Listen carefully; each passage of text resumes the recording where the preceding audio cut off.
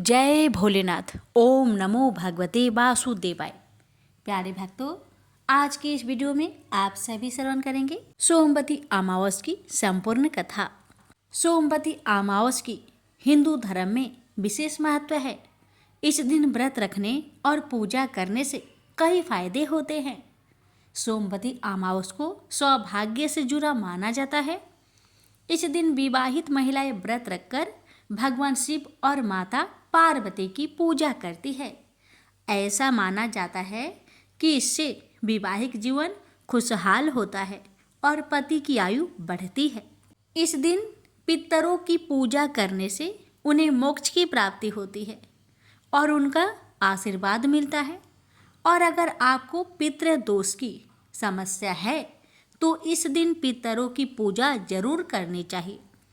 इस दिन पवित्र नदियों में स्नान करने से समृद्धि, स्वास्थ्य और सभी दुखों से मुक्ति मिलती है।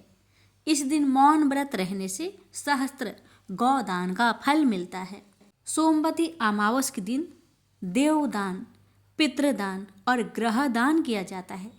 इस दिन भगवान विष्णु और माँ तुलसी की पूजा करने से मनोकामनाएं पूरी होती है। प्यारे भक्तों, आज के दिन तामसिक भोजन जैसे लहसुन, प्याज, मांस, मदिरा आदि नहीं खानी चाहिए। तो आइए प्यारे भक्तों, हम श्रवण करेंगे सोमवती अमावस व्रत की संपूर्ण कथा। भगवान और माता आप सभी भक्तों की हर मनोकामना को पूर्ण करें। इसी प्रार्थना और मंगल कामना के साथ आज की कथा हम शुरू करते हैं। जय श्री गणेश। एक गरीब ब्राह्मण परिवार था। उस परिवार में पति पत्नी के अलावा एक पुत्री भी थी। वह पुत्री धीरे धीरे बड़ी होने लगी। उस पुत्री में समय और बढ़ती उम्र के साथ सभी स्त्रियोचित गुणों का विकास हो रहा था। वह लड़की सुंदर, संस्कारवान एवं गुणवान थी, किंतु गरीब होने के कारण उसका विवाह नहीं हो पा रहा था। एक दिन उस ब्राह्मण के घर एक साधु महाराज पधारे। वो उस कन्या के सेवा भाव से काफी प्रसन्न हुए। कन्या को लंबी आयु का आशीर्वाद देते हुए साधु ने कहा कि इस कन्या के हथेली में विवाह योग रेखा नहीं है। तब ब्राह्मण दंपति ने साधु से उपाय पूछा कि कन्या ऐसा क्या करे कि उसके हाथ में विवाह योग बन जाए। साधु ने कुछ देर विचार करने के बाद अपनी अंतर्दृष्टि से ध्यान करके बताया कि कुछ दूरी पर एक गांव में सोना नाम की धोबिन जाति की एक महिला अपने बेटे और बहू के साथ रहती है, जो बहुत ही आचार, विचार और संस्कार संपन्न तथा पतिपरायण है। यदि यह कन्या उसकी सेवा करे और वह महिला इसकी शादी में अपने मांग का सिंदूर लगा दे, उसके बाद इस कन्या का विवाह हो तो इस कन्या का वैधव योग मिट सकता है। साधु ने ये भी बताया कि वह महिला कहीं आती जाती नहीं है। यह बात सुनकर ब्राह्मणी ने अपने बेटी से धोबिन की सेवा करने की बात कही। अगले दिन कन्या प्रातः काल ही उठकर सोना धोबिन के घर जाकर साफ सफाई और अन्य सारे काम करके अपने घर वापस आ जाती। एक दिन सोना धोबिन अपनी बहू से पूछती है कि तुम तो सुबह ही उठकर सारे काम कर लेती हो और पता भी नहीं चलता। बहू ने कहा, माँ जी, मैंने तो सोचा कि आप ही सुबह उठकर सारे काम खुद ही खत्म कर लेती हैं। मैं तो देर से उठती हूँ।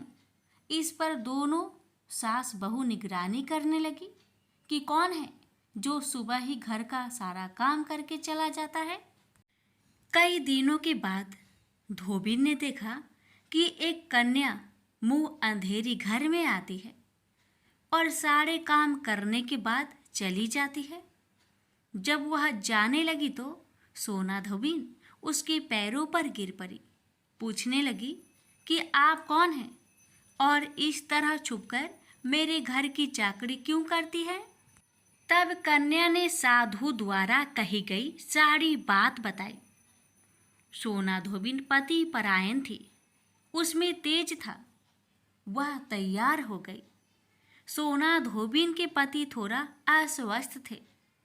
उसने अपनी बहू से अपने लौट आने तक घर पर ही रहने को कहा। सोना धोबिन ने जैसे ही अपने मांग का सिंदूर उस कन्या की मांग में लगाया, उसका पति मर गया। उसे इस बात का पता चल गया। वह घर से निराजल ही चली थी, यह सोचकर कि रास्ते में कहीं पीपल का पेड़ मिलेगा तो उसे भौरी देकर और उसकी परिक्रमा करके ही जल ग्रहण करेगी। उस दिन सोमवती अमावस्या थी। ब्राह्मण के घर मिले हुए पकवान की जगह उसने ईंट के टुकड़ों से 108 बार भौरी देकर 108 बार पीपल के पेड़ की परिक्रमा की और उसके बाद जल ग्रहण किया। ऐसा करते ही उसके पति के मुर्दे शरीर में वापस जान आ गई। धोबिन का पति वापस जीवित हो उठा।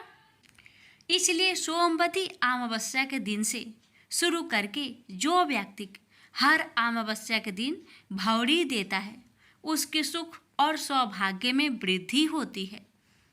पीपल के पेड़ में सभी देवों का वास होता है। अतः जो व्यक्ति हर अमावस्या को ना कर सके, वह सोमवार को पड़ने वाली अमावस्या के दिन 108 वस्तुओं की भौरी देकर सोना धोबिन और गौरी गणेश का पूजन करता है, उसे अखंड सौभाग्य की प्राप्ति होती है। प्रेम से बोलिए हर हर महादेव। एक बूढ़ा ब्राह्मण था। वह रोज पीपल को जल से सींचता था। पीपल में से रोज एक लड़की निकलती और कहती, पिताजी मैं आपके साथ जाऊंगी। यह सुनते सुनते बूढ़ा दिन व दिन कमजोर होने लगा। तो बुढ़िया ने पूछा कि क्या बात है? बूढ़ा बोला कि पीपल से एक लड़की निकलती है और कहती है कि वह भी मेरे साथ चलेगी। बुढ़िया बोली कि कल ले आना उस लड़की को, जहाँ 6 लड़कियां पहले से ही है हमारे घर में, वहाँ 7वीं लड़की और सही। अगले दिन बूढ़ा उस लड़की को घर ले आया। घर लाने के बाद बूढ़ा ब्राह्मण आटा मांगने गया तो उसे पहले दिनों की अपेक्षा आज ज़्यादा आटा मिला था। जब बुढ़िया वह आटा छानने लगी तो लड़की ने कहा कि लाओ माँ, मैं छान देती हूँ। जब वह आटा छानने बैठी तो पारात भर गई। उसके बाद माँ खाना बनाने जाने लगी तो लड़की बोली कि आज रसोई मैं जाऊंगी। तो बुढ़िया बोली कि ना, तेरे हाथ जल जाएंगे। लेकिन लड़की नहीं मानी और वह रसोई में खाना बनाने गई तो उसने तरह तरह के 36 व्यंजन बना डाले और आज सभी ने भरपेट खाना खाया। इससे पहले वह आधा पेट भूखा ही रहते थे। रात हुई तो बुढ़िया का भाई आया और कहने लगा कि दीदी मैं खाना खाऊंगा। बुढ़िया परेशान हो गई कि अब खाना कहाँ से लाएंगे। लड़की ने पूछा क्या बात है माँ? उसने कहा कि तेरा मामा आया है और रोटी खाएगा, लेकिन रोटी तो सबने खा ली है, अब उसके लिए कहाँ से लाऊंगी। लड़की बोली कि तू चिंता मत कर, मैं बना दूंगी। और वह रसोई में गई और मामा के लिए 36 व्यंजन बना दिए। मामा ने भरपेट खाया और कहा भी कि ऐसा खाना इससे पहले उसने कभी नहीं खाया है। बुढ़िया ने कहा कि भाई तेरी पावनी भांजी है, उसी ने बनाया है। शाम हुई तो लड़की बोली कि माँ चौका लगा के चौके का दिया जला देना, कोठे में मैं सोऊंगी। बुढ़िया बोली कि ना बेटी, तो डर जाएगी। लेकिन वह बोली कि ना, मैं ना डरूंगी, मैं अंदर कोठे में ही सोऊंगी। वह कोठे में ही जाकर सो गई। आधी रात को लड़की उठी और चारों ओर आँख मारी तो धन ही धन हो गया।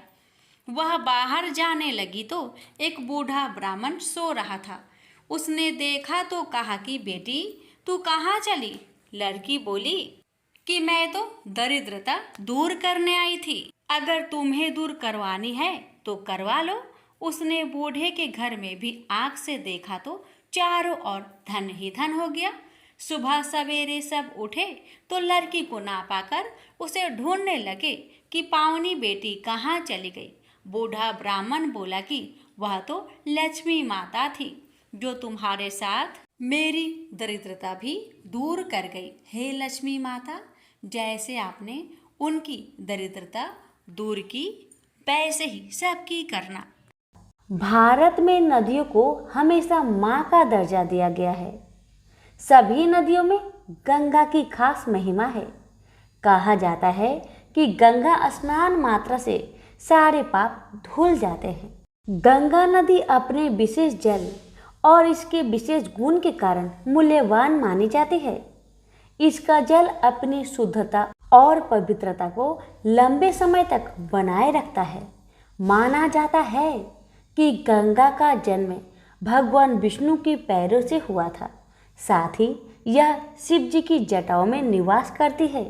गंगा स्नान, पूजन और दर्शन करने से पापों का नाश होता है, व्याधियों से मुक्ति मिलती है।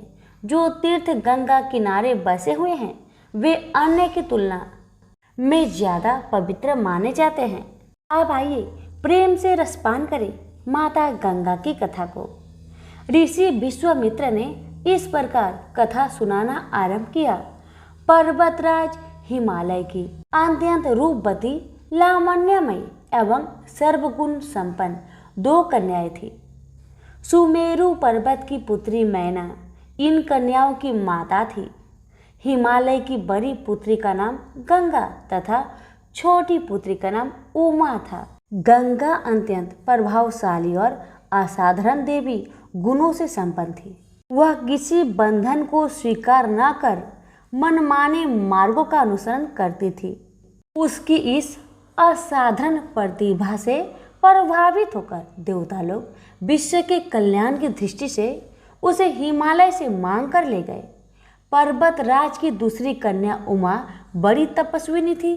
उसने कठोर एवं असाधारण तपस्या करके महादेव जी को वर के रूप में प्राप्त किया।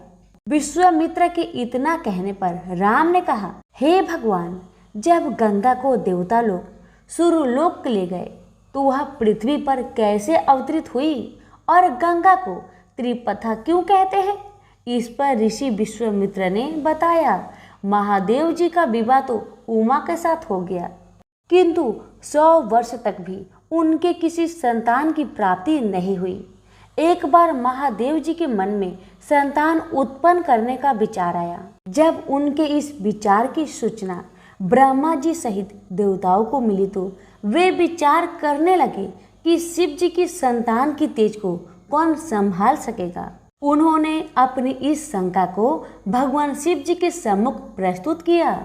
उनके कहने पर अग्नि ने यह भार ग्रहण किया और परिमाण स्वरूप अग्नि के समान महान तेजस्वी स्वामी कार्तिकेय का जन्म हुआ। देवताओं के इस षड्यंत्र से उमा के संतान होने में बाधा पड़ी तो उन्होंने क्रोध होकर देवताओं को श्राप दे दिया कि भविष्य में वे कभी पिता नहीं बन सकेंगे। इस बीच सूर्यलोक में विचरण करती हुई गंगा से उमा की भेंट हुई। गंगा ने उमा से कहा कि मुझे सूर्यलोक में विचरण करते हुए बहुत दिन हो गए हैं। मेरी इच्छा है कि मैं अपनी मातृभूमि पृथ्वी पर विचरण करूं। उमा ने गंगा आश्वासन दिया कि वो इसके लिए कोई प्रबंध करने का प्रयत्न करेगी। वत्सराम, तुम्हारी ही अयोध्यापुरी में सागर नाम के एक राजा थे। उनके कोई पुत्र नहीं था। सागर की पटरानी कौसनी विदर्भ प्रांत के राजा की पुत्री थी। कौसनी सुंदर, धर्मात्मा और सत्यपरायण थी।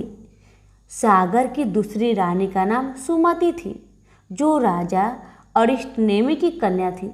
दोनों रानियों को लेकर महाराज सागर हिमालय के भृगुप्रस्वन नामक प्रांत में जाकर पुत्र प्राप्ति के लिए तपस्या करने लगे। उनकी तपस्या से प्रसन्न होकर महर्षि भृगु ने उन्हें वर दिया कि तुम्हें बहुत से पुत्रों की प्राप्ति होगी। दोनों रानियों में से एक का केवल एक ही पुत्र होगा जो कि वंश को आगे बढ़ाएगा। दूसरी के 60,000 पुत्र होंगे। कौन सी रानी कितने पुत्र चाहती है, इसका निर्णय वे स्वयं आपस में मिलकर कर ले। केसनी ने वंश को बढ़ाने वाले एक पुत्र की कामना की और गरुड़ की बहन सुमति ने 60,000 बलवान पुत्रों की। उचित समय पर रानी कोसनी ने असमंजस नामक पुत्र को जन्म दिया। रानी सुमति के गर्भ से एक तुम्बा निकला जिससे फोड़ने पर छोटे छोटे 60,000 पुत्र निकले।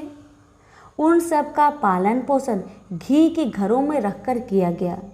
काल चक्र बीतता गया और सभी राजकुमार युवा हो गए। सागर का ज्येष्ठ पुत्र असमंजस बड़ा दुराचारी था। उसे नगर के बालकों को सरयू नदी में फेंककर उन्हें डूबते हुए देखने में बड़ा आनंद आता था। इस दुराचारी पुत्र से दुखी होकर सागर ने उसे अपने राज्य से निर्वासित कर दिया। असमंजस के अंशुमान नाम का एक पुत्र था। अंशुमान अत्यंत सदाचारी और पराक्रमी था। एक दिन राजा सागर के मन में अश्वमेध यज्ञ करवाने का विचार आया। शीघ्र ही उन्होंने अपने इस विचार को कार्य रूप में परिणित कर लिया। राम ने ऋषि विश्वामित्र से कहा, गुरुदेव, मेरी रुचि अपने पूर्वज सागर की यज्ञ गाथा को विस्तार पूर्वक सुनने में है, अतः कृपा करके इस वृत्तांत को पूरा सुनाइए। राम के इस तरह कहने पर ऋषि विश्वामित्र परेशान होकर कहने लगे, राजा सागर ने हिमालय एवं विंध्याचल के बीच की हरी भरी भूमि पर एक विशाल यज्ञ मंडप का निर्माण करवाया। फिर अश्वमेध यज्ञ के लिए श्यामकर ने घोड़ा छोड़ दिया। फिर उसकी रक्षा के लिए पराक्रमी अंशुमान को सेना के साथ उसके पीछे भेज दिया। यज्ञ की संभावित सफलता के परिमाण की आकांक्षा से भयभीत होकर इंद्र ने एक राक्षस का रूप धारण करके उसके उस घोड़े को चुरा लिया। घोड़े की चोरी की सूचना पाकर सागर ने अपने 60,000 पुत्रों को आदेश दिया कि घोड़ा चुराने वाले को पकड़कर या मारकर घोड़ा वापस लाओ। पूरी पृथ्वी में खोजने पर भी जब घोड़ा नहीं मिला तो इस आशंका से कि किसी ने घोड़े को तय खाने में न छुपा रखा हो, सागर के पुत्रों ने संपूर्ण पृथ्वी को खोदना आरंभ कर दिया। उनके इस कार्य से असंख्य भूमितल निवासी प्राणी मारे गए। खोदते खोदते वे पाताल तक जा पहुँचे। उनके इस नृशंस कृत्य की देवताओं ने ब्रह्मा जी से शिकायत की तो ब्रह्मा जी ने कहा कि ये राजकुमार क्रोध एवं मद में अंधे होकर ऐसा कर रहे हैं। पृथ्वी की रक्षा कर दायित्व कपिल पर है, इसलिए वे इस विषय में कुछ न कुछ अवश्य करेंगे। पूरी पृथ्वी को खोदने के बाद जब घोड़ा और उसको चुराने वाला चोर नहीं मिला तो निराश होकर राजकुमारों ने इसकी सूचना अपने पिता को दे दी। रुष्ट होकर सागर ने आदेश दिया कि घोड़े को पाताल में जाकर ढूंढो। पाताल में घोड़े को खोजते खोजते वे सनातन वासुदेव कपिल आश्रम में पहुंच गए। उन्होंने देखा कपिल देव आंखें बंद किए बैठे हैं और उन्हीं के पास यज्ञ का वह घोड़ा बंधा हुआ है। उन्होंने कपिल मुनि को घोड़े का चोर समझकर उनके लिए अनेक दुर्वचन कहे और उन्हें मारने के लिए दौड़े।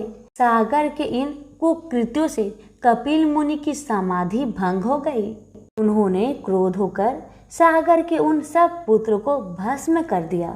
जब महाराज सागर को बहुत दिनों तक अपने पुत्र की सूचना नहीं मिली तो उन्होंने अपने तेजस्वी पौत्र अंशुमान को अपने पुत्रों के साथ घोड़े का पता लगाने के लिए आदेश दिया। वीर अंशुमान शस्त्र शास्त्रों से सुसज्जित होकर उसी मार्ग से पाताल की ओर चल पड़ा जिसे उसके चाचाओं ने बनाया था। मार्ग में जो भी पूजनीय ऋषि मुनि मिले उनका यथोचित सम्मान करके अपने लक्ष्य के विषय में पूछता हुआ उस स्थान तक पहुंच गया जहां पर उसके चाचाओं के भस्मीभूत शरीर की राख पड़ी थी और पास ही यज्ञ का घोड़ा चल रहा था।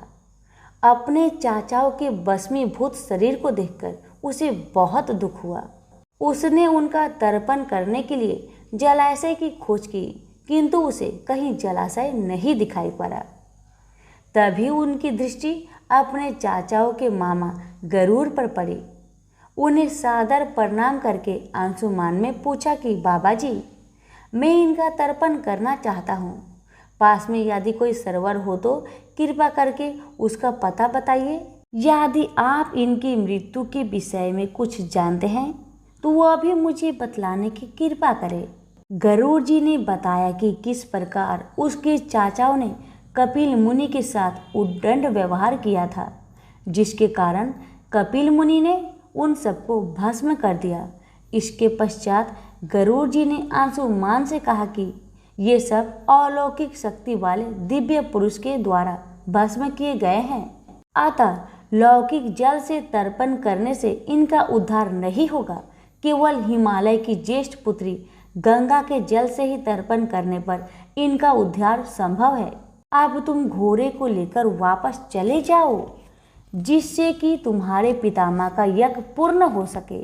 गरुड़ जी की आज्ञा अनुसार अंशुमान वापस अयोध्या पहुंच गए और अपने पितामह को सारा वृत्तांत सुनाया। महाराज सागर ने दुखी मन से यज्ञ पूरा किया। वे अपने पुत्रों के उद्धार करने के लिए गंगा को पृथ्वी पर लाना चाहते थे, पर ऐसा करने के लिए उन्हें कोई युक्ति नहीं सूझी।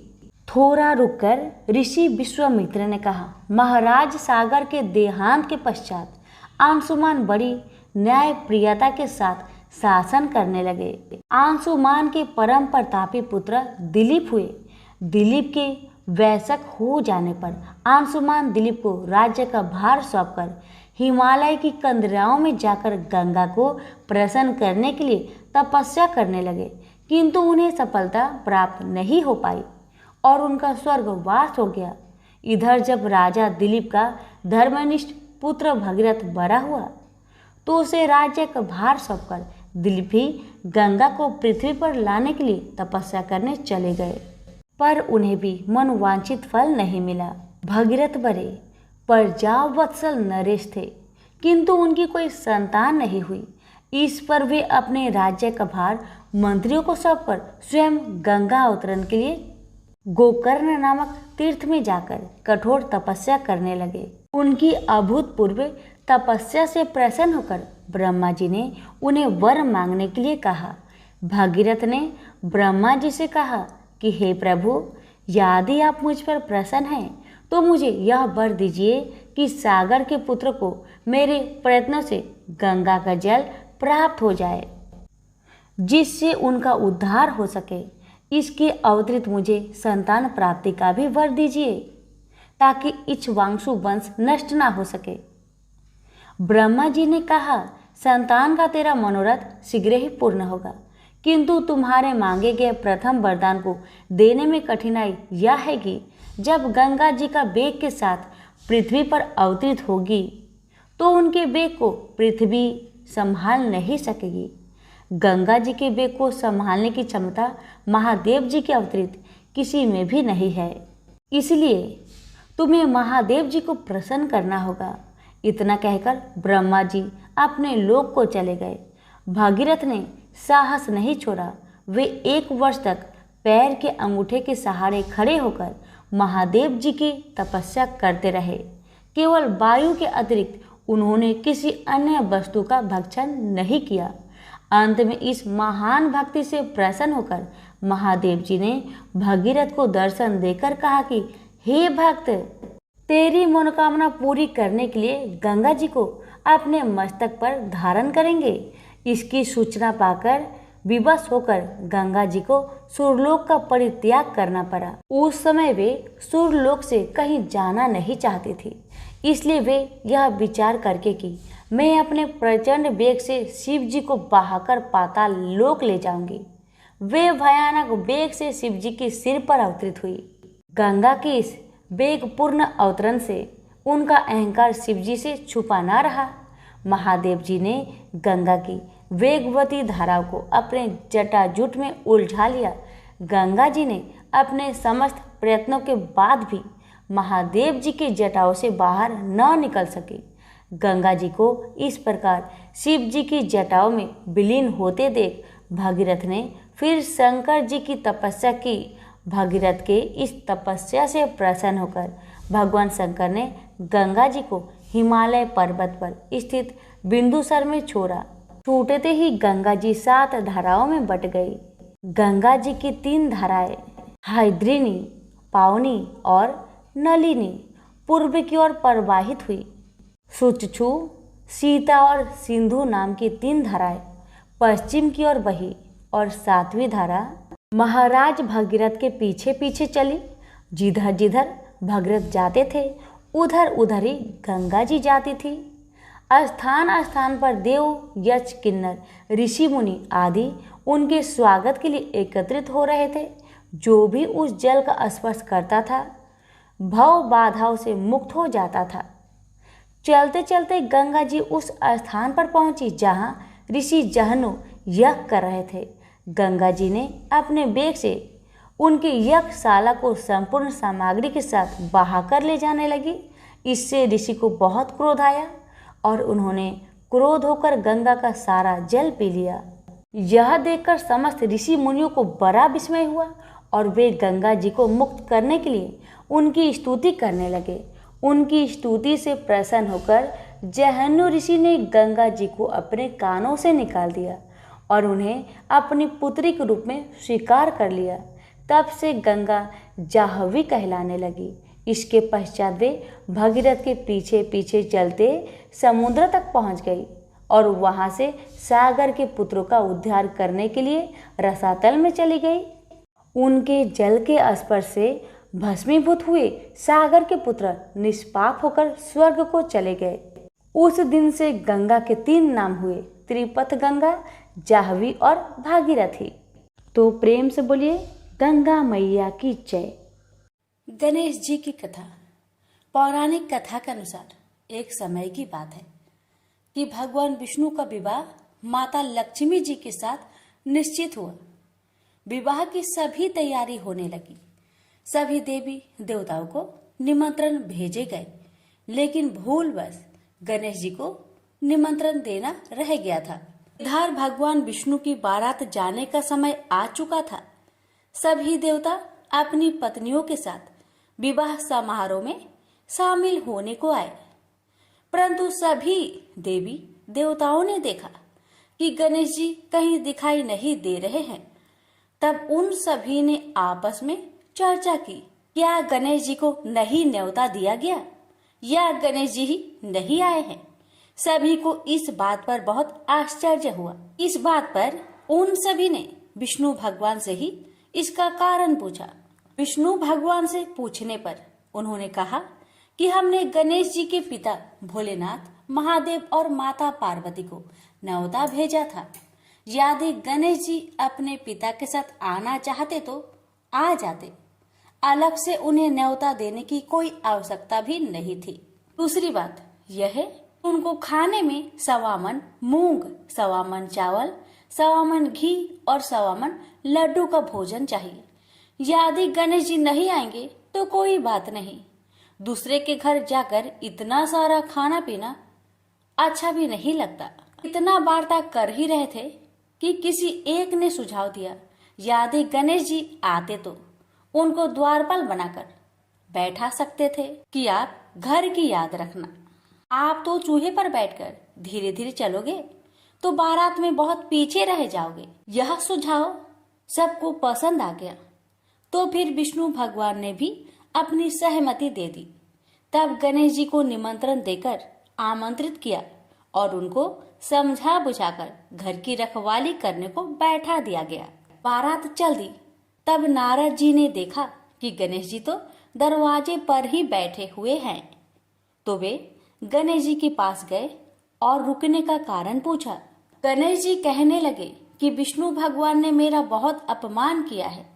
नारद जी ने कहा कि आप अपनी मूषक सेना आगे भेज दो तो वह रास्ता खोद देगी, जिससे उनके वाहन धरती में धंस जाएंगे। तब आपको सम्मान पूर्वक बुलाना पड़ेगा।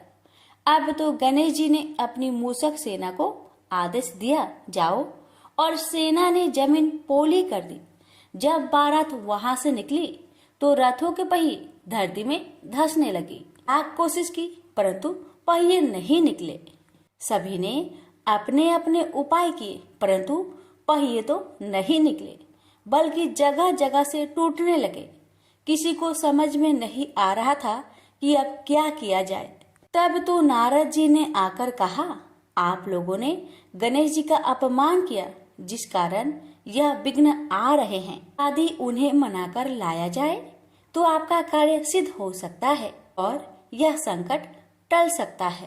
शंकर भगवान ने अपने दूत नंदी को भेजा और वे गणेश जी को लेकर आए। गणेश जी का आदर सम्मान के साथ पूजन किया गया। फिर रथ के पहिए निकलने लगे और यह संकट टल गया।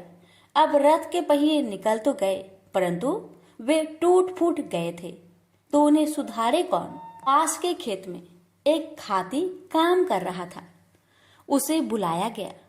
खाती अपना कार्य करने से पहले श्री गणेशाय नमः कहकर गणेश जी की वंदना मन ही मन करने लगा। देखते ही देखते खाती ने सभी पहियों को ठीक कर दिया।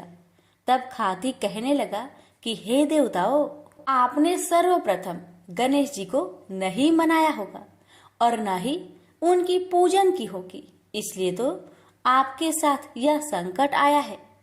मैं तो मूर्ख अज्ञानी हूँ, फिर भी पहले गणेश जी को पूजते हैं, उनका ध्यान करते हैं। आप लोग तो देवगण हैं, फिर भी आप गणेश जी को कैसे भूल गए। अब आप लोग भगवान श्री गणेश जी की जय बोलकर जाए तो आपके सब काम बन जाएंगे और कोई संकट भी नहीं आएगा। ऐसा कहते हुए बारात वहां से चल दी और विष्णु भगवान का लक्ष्मी जी के साथ विवाह संपन्न करा के सभी सकुशल घर लौट आए। हे गणेश जी महाराज, आपने विष्णु को जैसा कार्य सरियो ऐसा कार्य सबको सिद्ध करिजो। बोलिए गजानन भगवान की जय। सोमवार व्रत कथा। किसी नगर में एक धनी व्यापारी रहता था। दूर दूर तक उसका व्यापार फैला हुआ था। नगर के सभी लोग उस व्यापारी का सम्मान करते थे। इतना सब कुछ संपन्न होने के बाद भी वह व्यापारी बहुत दुखी था, क्योंकि उसका कोई पुत्र नहीं था, जिस कारण अपने मृत्यु के पश्चात व्यापार के उत्तराधिकारी की चिंता उसे हमेशा सताती रहती थी। पुत्र प्राप्ति की इच्छा से व्यापारी प्रत्येक सोमवार भगवान शिव का व्रत पूजा किया करता था और शाम के समय शिव मंदिर में जाकर शिव जी के सामने घी का दीपक जलाया करता था। उसकी भक्ति देखकर माँ पार्वती प्रसन्न हो गई और भगवान शिव से उस व्यापारी की मनोकामना पूर्ण करने का निवेदन किया। भगवान शिव बोले, इस संसार में सबको उसके कर्म के अनुसार फल की प्राप्ति होती है। जो प्राणी जैसा कर्म करते हैं उन्हें वैसा ही फल प्राप्त होता है। शिव जी द्वारा समझाने के बावजूद माँ पार्वती नहीं मानी और उस व्यापारी की मनोकामना पूर्ति हेतु वे शिव जी से बार बार अनुरोध करती रही। अंततः माता के आग्रह को देखकर भगवान भोलेनाथ को उस व्यापारी को पुत्र प्राप्ति का वरदान देना पड़ा। वरदान देने के पश्चात भोलेनाथ माँ पार्वती से बोले, आपके आग्रह पर मैंने पुत्र प्राप्ति का वरदान तो दे दिया, परंतु इसका यह पुत्र 16 वर्ष से अधिक समय तक जीवित नहीं रहेगा। उसी रात भगवान शिव उस व्यापारी के स्वप्न में आए और उसे पुत्र प्राप्ति का वरदान दिया और उसके पुत्र की 16 वर्ष तक जीवित रहने की भी बात बताई। भगवान के वरदान से व्यापारी को खुशी तो हुई, लेकिन पुत्र की अल्पायु की चिंता ने उस खुशी को नष्ट कर दिया। व्यापारी पहले की तरह सोमवार के दिन भगवान शिव का विधिवत व्रत करता रहा। कुछ महीनों के बाद उसके घर एक अति सुंदर बालक ने जन्म लिया और घर में खुशियां ही खुशियां भर गई। बहुत धूमधाम से पुत्र जन्म का समारोह मनाया गया, परंतु व्यापारी को पुत्र जन्म की अधिक खुशी नहीं हुई, क्योंकि उसे पुत्र की अल्प आयु के रहस्य का पता था। जब पुत्र 12 वर्ष का हुआ तो व्यापारी ने उसे उसके मामा के साथ पढ़ने के लिए बनारसी भेज दिया। लड़का अपने मामा के साथ शिक्षा प्राप्त हेतु चल दिया। रास्ते में जहाँ भी मामा भांजे विश्राम हेतु रुकते, वहीं यज्ञ करते और ब्राह्मणों को भोजन कराते। लंबी यात्रा के बाद मामा भांजे एक नगर में पहुँचे। उस दिन नगर के राजा की कन्या का विवाह था, जिस कारण पूरे नगर को सजाया गया था। निश्चित समय पर बारात आ गई, लेकिन वर का पिता अपने बेटे के एक आंख से काने होने के कारण बहुत चिंतित था। उसे भय था कि इस बात का पता चलने पर कहीं राजा विवाह से इनकार न कर दे, इससे उसकी बदनामी भी होगी। जब वर के पिता ने व्यापारी के पुत्र को देखा तो उसके मस्तिष्क में एक विचार आया। उसने सोचा, क्यों ना इस लड़के को दुल्हा बनाकर राजकुमारी से विवाह करा दूं। विवाह के बाद इसको धन देकर विदा कर दूंगा और राजकुमारी को अपने नगर ले जाऊंगा। वर के पिता ने लड़के के मामा से इस संबंध में बात की। मामा ने धन मिलने की लालच में वर के पिता की बात को स्वीकार कर ली। लड़के को दूल्हे का वस्त्र पहनाकर राजकुमारी से विवाह कर दिया गया। राजा ने बहुत सारा धन देकर राजकुमारी को विदा किया। शादी के बाद लड़का जब राजकुमारी के साथ लौट रहा था तो वह सच नहीं छिपा सका और उसने राजकुमारी के ओढ़ने पर लिख दिया, राजकुमारी, तुम्हारा विवाह मेरे साथ हुआ था। मैं तो बनारसी पढ़ने के लिए जा रहा हूँ और अब तुम्हें जिस नवयुवक की पत्नी बनना पड़ेगा वह कान्हा है। जब राजकुमारी ने अपनी ओढ़नी पर लिखा हुआ पढ़ा तो उसने कान्हे लड़के के साथ जाने से इनकार कर दिया।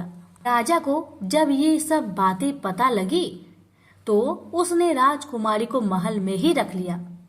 उधर लड़का अपने मामा के साथ बनारसी पहुंच गया और गुरुकुल में पढ़ना शुरू कर दिया। जब उसकी आयु 16 वर्ष की हुई तो उसने यज्ञ किया। यज्ञ की समाप्ति पर ब्राह्मणों को भोजन करवाया और खूब अन्य वस्त्र दान किए। रात को वह अपने शयन कक्ष में सो गया। शिव के वरदान के अनुसार शयन अवस्था में ही उसके प्राण पेखरू उड़ गए। सूर्योदय पर मामा मृत भांजे को देखकर रोने पिटने लगा। आसपास के लोग भी एकत्र होकर दुख प्रकट करने लगे। लड़के के मामा के रोने विलाप करने के स्वर समीप से गुजरते हुए भगवान शिव और माता पार्वती ने भी सुने। माता पार्वती ने भगवान से कहा, प्राणनाथ, मुझे इसके रोने का स्वर सहन नहीं हो रहे, आप इस व्यक्ति के कष्ट को अवश्य दूर करें। भगवान शिव ने माता पार्वती के साथ अदृश्य रूप में समीप जाकर देखा तो भोलेनाथ माता पार्वती से बोले, यह तो उसी व्यापारी का पुत्र है जिसे मैंने 16 वर्ष की आयु का वरदान दिया था। इसकी आयु पूरी हो गई है। माँ पार्वती ने फिर भगवान शिव से निवेदन कर उस बालक को जीवन देने का आग्रह किया। माता पार्वती के आग्रह पर भगवान शिव ने उस लड़के को जीवित होने का वरदान दिया और कुछ ही पल में वह जीवित होकर उठ बैठा। शिक्षा समाप्त करके लड़का मामा के साथ अपने नगर की ओर चल दिया। दोनों चलते हुए उसी नगर में पहुंचे जहां उसका विवाह हुआ था। उस नगर में भी यज्ञ का आयोजन किया। समीप से गुजरते हुए नगर के राजा ने यज्ञ का आयोजन देखा और उसने तुरंत ही लड़के और उसके मामा को पहचान लिया। यज्ञ के समाप्त होने पर राजा मामा और लड़के को महल में ले गया और कुछ दिन उन्हें महल में रखकर बहुत सा धन वस्त्र आदि देकर राजकुमारी के साथ विदा कर दिया।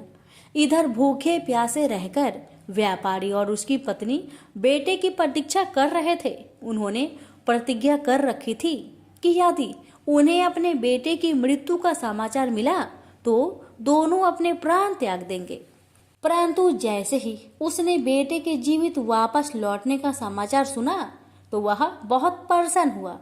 वह अपनी पत्नी और मित्रों के साथ नगर के द्वार पर पहुंचा। अपने बेटे के विवाह का समाचार सुनकर पुत्र वधू राजकुमारी को देखकर उसकी खुशी का ठिकाना न रहा।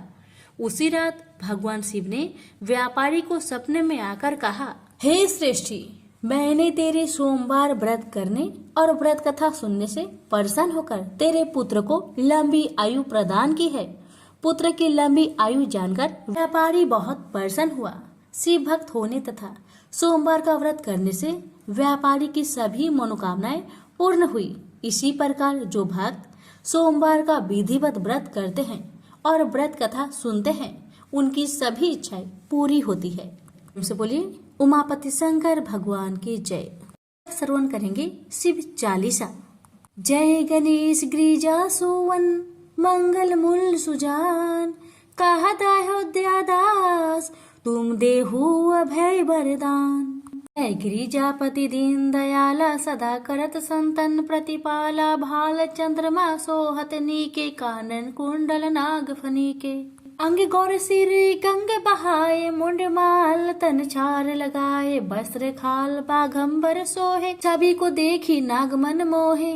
मैना मातु की हवी दुलारी, वाम अंग सोहत छवि न्यारी, कर त्रिशूल सोहत छवि भारी, करत सदा शत्रुन क्षयकारी। नंदी गणेश सोहे तह कैसे, सागर मध्य कमल है जैसे। कार्तिक श्याम और गणराव या छवि को कहे जात न काऊ। देवन जब ही जय पुकारा, तब ही दुख प्रभु आप निवारा। किया उपद्रव तारक भारी, देवन सब मिली तुम ही जुहारी। तुरंत सडानन आप पठायो, लमनी मेष महामारी गिराओ। आप जलंधर असुर संहारा, सूयस तुम्हार विदित संसारा। त्रिपुरासुर सन युद्ध मचाई, सब ही कृपा कर लीन बजाई। किया तप ही भगीरथ भारी, पूरब प्रतिज्ञा तासु पुरारी। दानिन मह तुम सम कोई नाही, सेवक स्तुति करत सदाही। वेद नाम महिमा तौ गाई, अकथ अनादि भेद नहीं पाई। पर कट्टी उधती मंथन में ज्वाला, जरत सुरासुर भय विहाला। किन्ही दया तह करि सहाय, नीलकंठ तब नाम कहाई। पूरन रामचंद्र जबे किन्हा, जीत के लंक विभीषण तिन्हा। साहस कमल में हो रहे धारी, किन्हा परीक्षा तब ही पुरारी। एक कमल प्रभु राखे उजोई, कमल नयन पूजन चाह सोई। कठिन भक्ति देखी प्रभु शंकर, भय प्रसन्न दिए इच्छित वर। जय जय जय अनंत अविनाशी, कारत कृपा सबके घटवासी। दुष्ट सकल नित्य मोहि सतावे, भ्रमत रहो मोहि चरनावे। त्राहि त्राहि में नाथ पुकारो, यो ही अवसर मोहि अनुबारो। हे त्रिशूल शत्रुन को मारो, संकट से मोहि आन उबारो। माता पिता भ्राता सब होई, संकट में पूछत नाही कोई।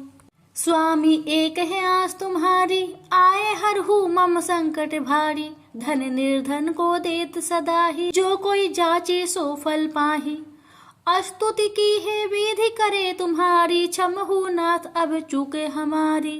शंकर हो संकट के नाशन, मंगल कारण विघ्न विनाशन। योगी यति मुनि ध्यान लगावे, शारद नारद शीस नवावे। नमो नमो जय नमः शिवाय, सुर ब्रह्मादि के पार न लाए। जो यह पाठ करे मन लाई, तापर होत है शंभु सहाय। प्रिनिया जो कोई हो अधिकारी, पाठ करे सो पावन हारी। पुत्रहीन कर इच्छा जोई, निश्चय शिव प्रसाद ते ही होई। पंडित त्रयोदशी को लावे, ध्यान पूर्वक होम करावे। त्रयोदशी व्रत करे हमेशा, ताके तनय नहीं रहे कलेसा। धूप दीप नेवत चढ़ावे, शंकर सम्मुख पाठ सुनावे। जन्म जन्म के पाप नसावे, अंत धाम शिवपुर में पावे। कहे अयोध्या दास आस तुम्हारी, जानी सकल दुख हरहु हमारी। नीति नेम कर प्रताही, पाठ करो चालीसा। तुम मेरी मनोकामना पूर्ण करो जगदीश। प्रेम से बोलिए हर हर महादेव, माता पार्वती की जय।